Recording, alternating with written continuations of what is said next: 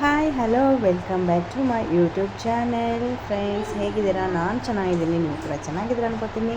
Actually ನಾನು ತುಂಬ ಬ್ಯುಸಿಯಾಗಿದ್ದೀನಿ. ನನ್ನ ತಮ್ಮಗೆ ಒಂದು ಸ್ವಲ್ಪ ಅಲ್ಲಿ ಇಲ್ಲಿ ಹುಡುಗಿನೆಲ್ಲ ಹೋಗ್ತಾ ಇದ್ದೀವಿ. ಸೊ ಹಂಗಾಗಿ ನಾವು ಬ್ಯುಸಿ ಆಗಿಬಿಟ್ಟಿದ್ದೀನಿ. ವೀಡಿಯೋ ಸರಿಯಾಗಿ ಇಲ್ಲ, ದಯವಿಟ್ಟು ಕ್ಷಮೆ ಇರಲಿ. ಇನ್ನೂ ಒಂದು ವೀಡಿಯೋ ಇದೆ ದೇವರ ಪೂಜೆ ಮಾಡಿಸಿರೋದು, ಸೊ ಅದನ್ನು ನೋಡ್ಕೊಂಡು ಬಂದುಬಿಡಿ. ನಾವು ಯಾವ್ಯಾವ ಪೂಜೆ ಮಾಡಿಸಿದ್ವಿ, ಪೂಜೆ ಹೆಂಗಾಯಿತು, ಲಾಸ್ಟ್ ಫೈನಲಿ ಪೂಜೆ ಮುಗೀತು. ಮತ್ತು ದೇವಸ್ಥಾನಕ್ಕೆ ಹೋಗಿದ್ವಿ, ಎಲ್ಲೆಲ್ಲಿ ಹೋಗಿದ್ವಿ ಅಂತ ನಿಮಗೂ ಗೊತ್ತಾಗುತ್ತೆ. ಬನ್ನಿ, ನೋಡ್ಕೊಂಡು ಬನ್ನಿ. ತಾರಕಾಯ ನಮಃ, ಪರಮೇಶ್ವರಾಯ ನಮಃ.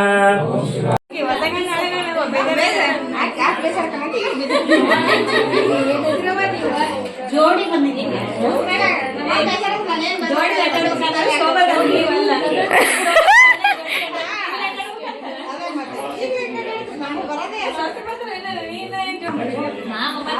ಬೇಜಾರಾತಂತೆ.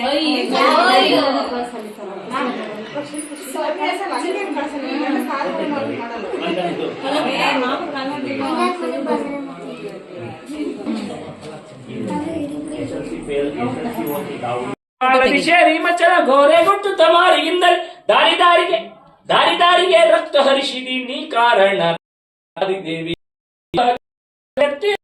ಸಂಭ್ರಮದಿಂದ ನಿರ್ಗುಣಳಾರಿಯೇ ಭಕ್ತರು ಮತ್ತೆ ಎತ್ತಿಕೊಳ್ಳುತ್ತ ಗಾಳಿ ನಿತ್ಯ ನಿರ್ಗುಣಳಾರಿಯೇ. ನೋಡಿದ್ರಲ್ಲ, ಫೈನಲಿ ಪೂಜೆ ಮುಗಿತಾ ಬಂತು. ನಾವು 5 ಗಂಟೆಗೆಲ್ಲ ಪೂಜೆ ಮುಗಿಸಿ 5 ಗಂಟೆಗೆ ಊಟ ಮಾಡೋಕ್ಕೆ ಹೋಗಿದ್ವಿ. ನಾನು ನಮ್ಮ ಮನೆಯವರು ನಮ್ಮ ತಮ್ಮ ಏನೂ ತಿಂದಿರಲಿಲ್ಲ, ಹಾಗೆ ಇದ್ವಿ. ನಾನಾದರೆ ನೀರನ್ನು ಕುಡಿದಿರಲಿಲ್ಲ, ಹಾಗೆ ಇದ್ದೆ ಫ್ರೆಂಡ್ಸ್. ನನಗೆ ಯಾಕಂದರೆ ಮೊದಲೇ ಸಲ ವರದಾಶಂಕರ ಪೂಜೆ ಮಾಡಿಸ್ತಾ ಇರೋದು. ತುಂಬ ದೊಡ್ಡ ಪೂಜೆ ಆಗಲಿ, ಏನೂ ಆಗೋಲ್ಲ, ಉಪವಾಸ ಇರೋಣ, ಒಪ್ಪತ್ತು ಮಾಡಿಬಿಟ್ಟು ಪೂಜೆ ಮಾಡೋಣ ಅಂತ ಹೇಳ್ಬಿಟ್ಟು ಪೂಜೆ ಎಲ್ಲ ಮುಗಿಯೋವರೆಗೂ ನಾನು ನೀರು ಕುಡಲಿಲ್ಲ, ಮತ್ತು ಊಟನೂ ಏನೂ ಮಾಡಲಿಲ್ಲ. ಆಮೇಲೆ ಏನು 3 ಪ್ರಸಾದ ಮಾಡಿರ್ತಾರಲ್ವ, ಮೂರು ಭಾಗ ಮಾಡಿರ್ತಾರಲ್ವ, ಅದನ್ನು ಒಂದು ಮನೆ ಮಗಳಿಗೆ ಕೊಡಬೇಕಂತೆ, ಇನ್ನೊಂದು ನಮಗೆ ಪೂಜೆ ಮಾಡಿಸಿರ್ತಾರಲ್ವ ಅವ್ರಿಗೆ ಕೊಡಬೇಕು, ಇನ್ನೊಂದು ನಾವು ಮನೆಯವರೆಲ್ಲ ತಗೋಬೇಕು. ಸೊ ಹಂಗಾಗಿ ನಾವು ತುಂಬ ಕಾರ್ಯಕ್ರಮನೂ ಮಾಡಿದ್ವಿ. ಸಂಜೆ ಊಟ ಎಲ್ಲ ನಾವು ಊಟ ಮಾಡೋಕ್ಕಿಂತ ಮುಂಚೆ ಊಟ ಮಾಡಿದ್ಮೇಲೆ ಸಂಜೆ ನನಗೆ ಅಕ್ಕ ಉಡೋಕ್ಕೆ ಹಾಕಿದರು. ಆಮೇಲೆ ನಾನು ಶೋಭಾಗೆ ಹಾಕ್ತೆ, ಮನೆ ಮಗಳಿಗೆ ಉಡೋಕ್ಕೆ ಹಾಕಬೇಕಂತೆ. ಮತ್ತು ಮೊನ್ನೇನು ಹೊಸ್ದಾಗಿ ಮದುವೆ ಆಗಿತ್ತಲ್ಲ ಅಂಥೇಳಿ ನಾನು ಸಂಜೆಗೆ ಅದೇ ಸೀರೆ, ನನ್ನ ಶೋಭಾ ಏನು ಉಟ್ಕೊಂಡಿದ್ದಾಳೆ ಅಲ್ವಾ, ಅದೇ ಸೀರೆಯನ್ನು ಉಡೋಕ್ಕೆ ಹಾಕಿದ್ದು. ಅಕ್ಕನೂ ನಾನು ಬೇರೆ ಸೀರೆ ತೊಗೊಂಡು ಬಂದಿದ್ಲು. ನಾನು ಅದನ್ನು ಹಾಕ್ಕೊಂಡು ಮತ್ತು ಸ್ವಲ್ಪ ತುಂಬ ಕೆಲಸ ಬೇರೆ ಇತ್ತಲ್ವ, ಸೊ ಹಂಗಾಗಿ ನಾನೇನು ಮಾಡಿದೆ, ಅದನ್ನು ಕಳಿಸ್ಬಿಟ್ಟು ಡ್ರೆಸ್ ಹಾಕ್ಕೊಂಡಿದ್ದೆ. ಮತ್ತೆ ಸ್ವಾಮಿಯವ್ರಿಗೆ ಕರೆದ್ಬಿಟ್ರು ಅಂತೇಳಿ ಸೀರೆ ಉಟ್ಕೊಂಡು ಬಂದಿದ್ದು, ಯಾಕಂದರೆ ಪೂಜೆ ಅಲ್ವಾ ಅಂತ.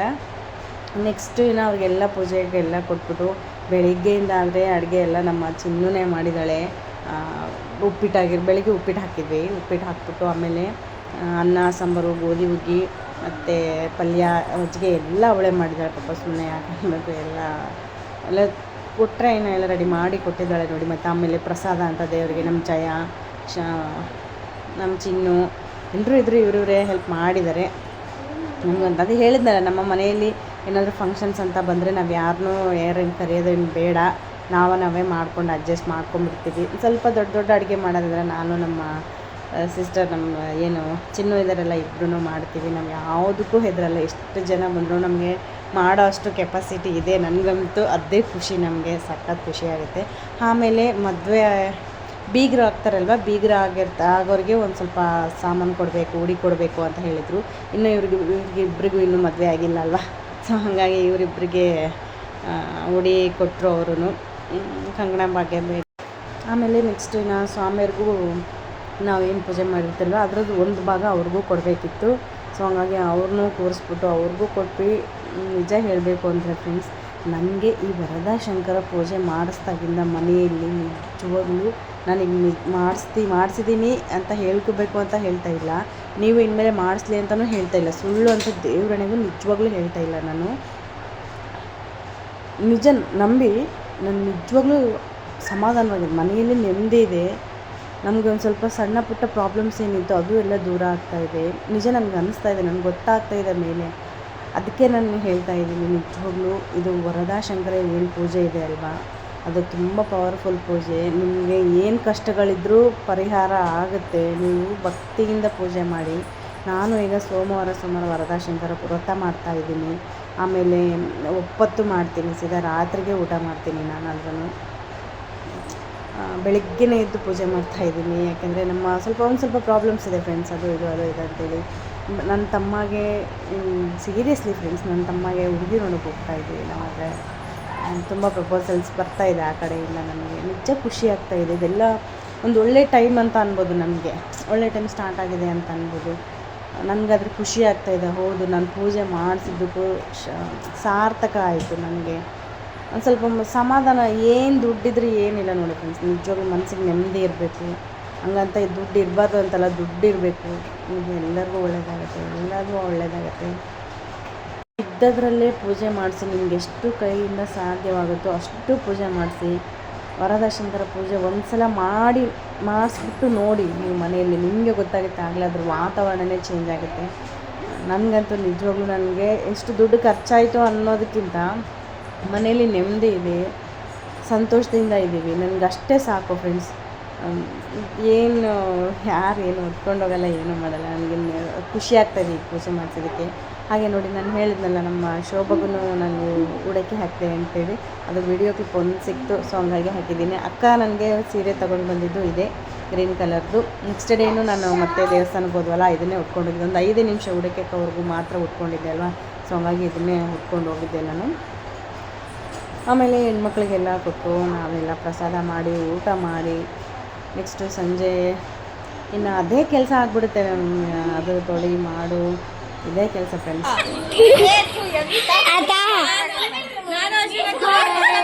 ಅಲ್ಲಿ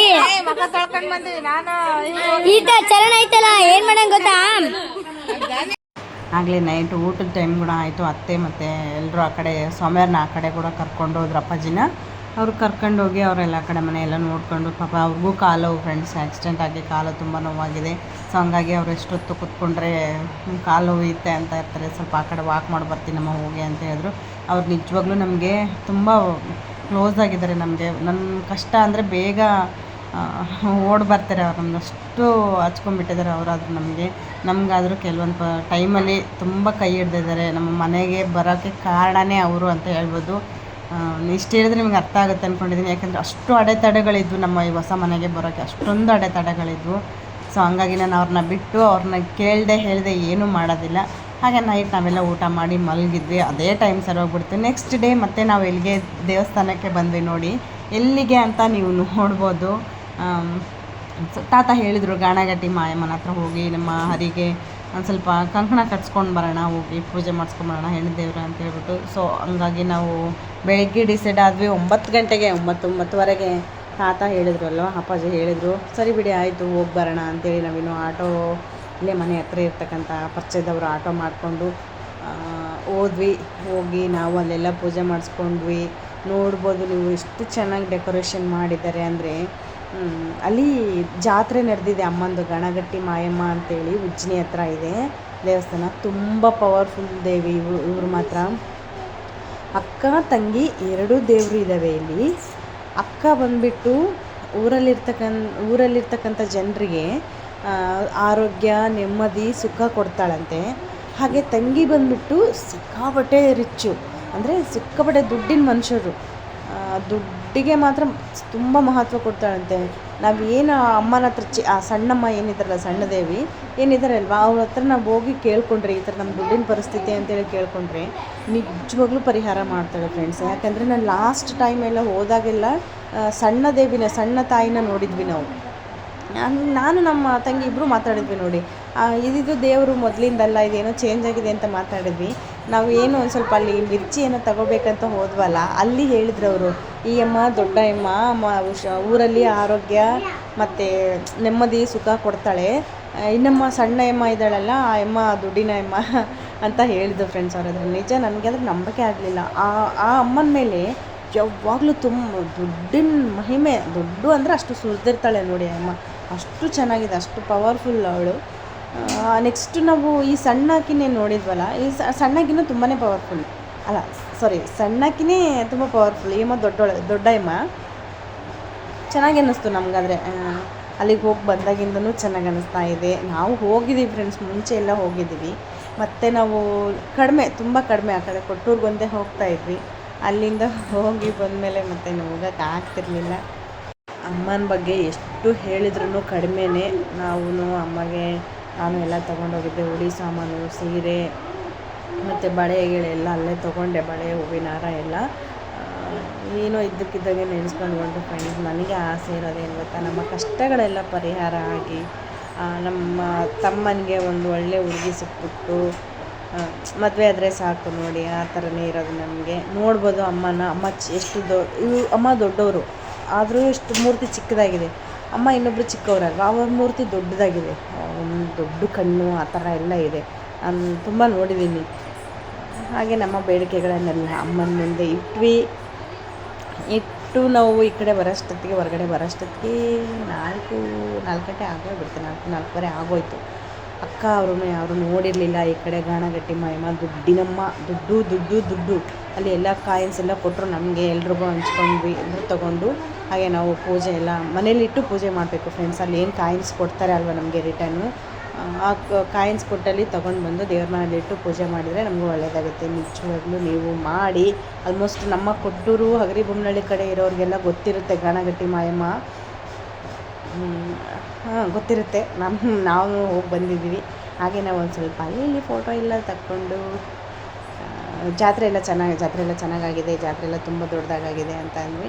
ಏನಂತಮ್ಮ ನಾನು ಒಂದು ಸ್ವಲ್ಪ ಫೋಟೋ ತಗೊಂಡ್ವಿ. ನಮ್ಮ ಚಿನ್ನು, ನಮ್ಮ ಬಬ್ಬು, ನಿಜ ಫ್ರೆಂಡ್ಸ್, ಇವತ್ತು ನಿನ್ನೆ ಬಬ್ಬುಗೆ ತುಂಬ ಹುಷಾರಿಲ್ದಂಗೆ ಆಗ್ಬಿಟ್ಟಿದೆ ಪಾಪ. ಅವನಾದರೆ ನನ್ನ ನೋಡೋಕ್ಕಾಗ್ತಾಯಿಲ್ಲ, ಅಷ್ಟು ಇದಾಗ್ಬಿಟ್ಟಿದೆ.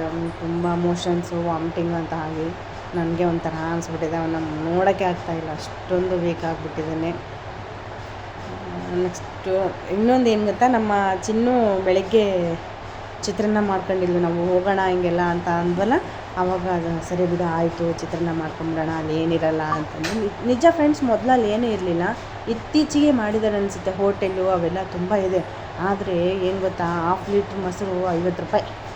ಇಲ್ಲಿ ನಮ್ಮೂರಲ್ಲಿ 40 ಕೊಡ್ತಾರೆ, ಅಲ್ಲಿ 50 ರೂಪಾಯಿ ಸಿಕ್ಕಾಪಟ್ಟೆ. ಇದು ಒಂಥರ ಪೂಜೆ ಅಂತಲೇ ಅನ್ಬೋದು.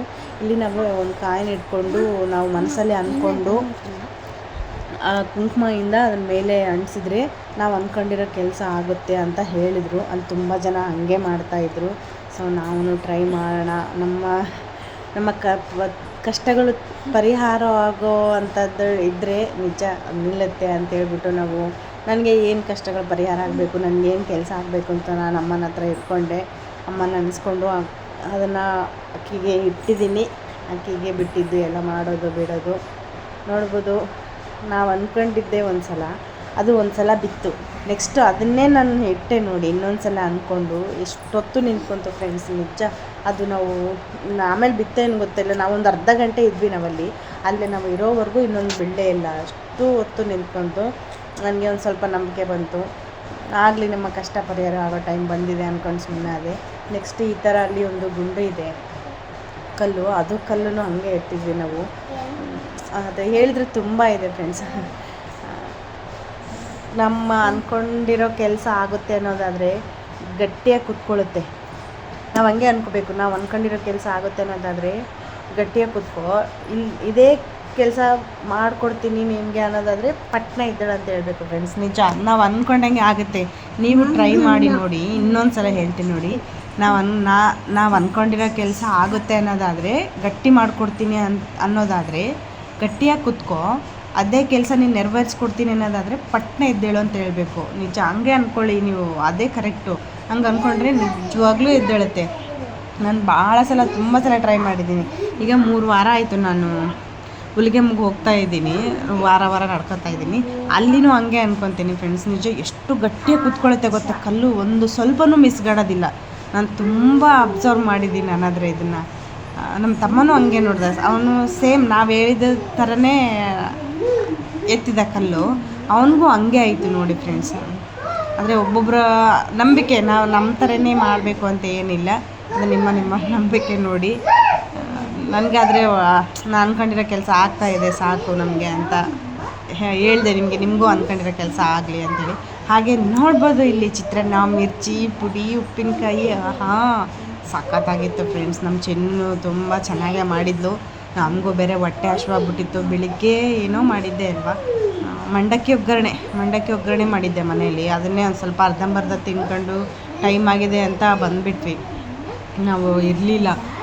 ಅದಕ್ಕೆ ಇನ್ನು ಚಿನ್ನು ಹೆಂಗೂ ಬಾಕ್ಸ್ ಮಾಡ್ಕೊಂಬಿಡೋಣ, ಸುಮ್ಮನೆ ಅಲ್ಲಿ ಹೋಗಿ ಪೇಚಾಡೋದೇನು ಬೇಡ ಅಂತ ಹೇಳಿ ಬಾಕ್ಸ್ ಮಾಡ್ಕೊಂಡು ಚೆನ್ನಾಗಿ ಅಲ್ಲೆಲ್ಲೋ ಒಂದು ಅಡಿಕೆ ತೋಟ ಇತ್ತು, ಅಲ್ಲಿ ಹೋಗಿ ಕುತ್ಕೊಂಡು ಊಟ ಮಾಡಿ ಸಂಪಾಗಿ ಊಟ ಮಾಡ್ಕೊಬಂದ್ವಿ ನೋಡಿ.